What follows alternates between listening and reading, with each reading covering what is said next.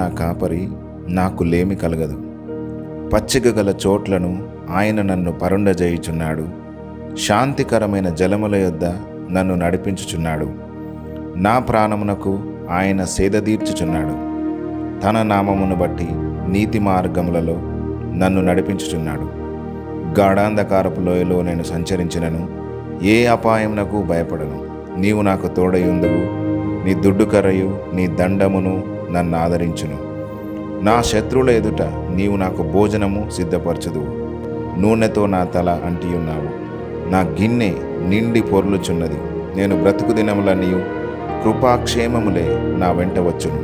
చిరకాలము యెహోవా మందిరములో నేను నివాసము చేసేదను.